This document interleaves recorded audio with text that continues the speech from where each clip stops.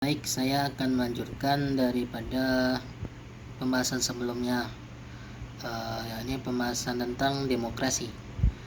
Sejarah perkembangan demokrasi di Indonesia.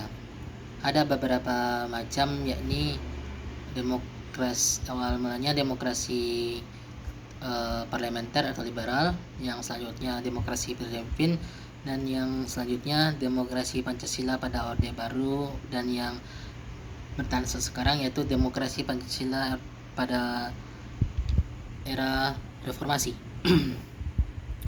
Pada demokrasi parlementer, demokrasi ini pada awalnya menganut UUD 1945 atau Undang-Undang Dasar 1945, akan tetapi berlawanan daripada UUD 1945, yang dimana terdapat program-program pemerintahan tidak berjalan atau mangkrak.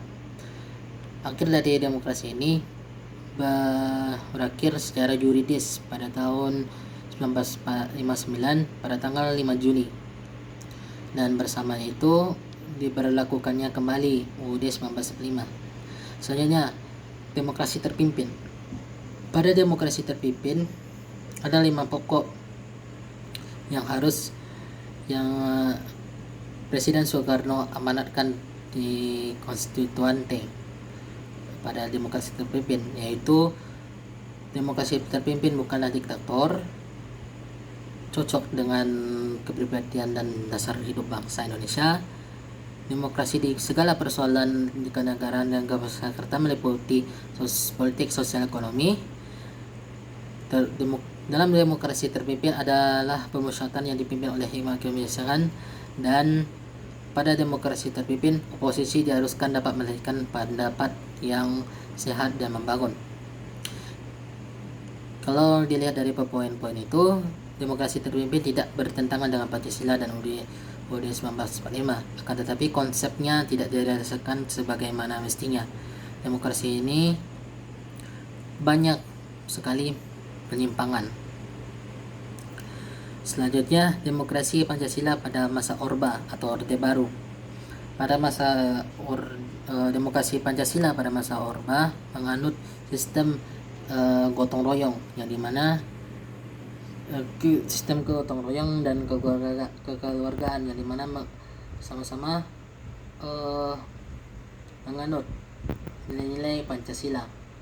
Akan tetapi pada masa Orba, demokrasi ini sangatlah berlainan daripada apa-apa saja yang diinginkan atau yang diwujudkan dalam Pancasila, seperti otoriter, rezim atau pemerintahan yang tidak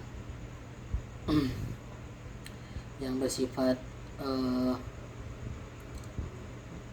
dinasti dalam sebuah politik, dan juga tidak adanya kebebasan aktivis-aktivis yang mengkritik pemerintahan. Selanjutnya, demokrasi Pancasila pada era reformasi. Pada era reformasi,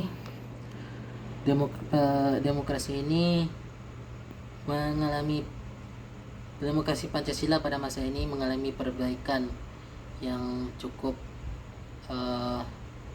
signifikan, yang dimana perbaikan itu mengubah tatanan pemerintahan yang sebelumnya otoriter, rezim yang menganut korupsi dan nepotisme, dan juga tidak adanya kebebasan dalam berpendapat atau mengkritik dalam suatu masyarakat. Baiklah, sekian dari saya. Apabila ada kesalahan mohon dimaafkan. Wabillahi taufiq wal hidayah. Wassalamualaikum warahmatullahi wabarakatuh.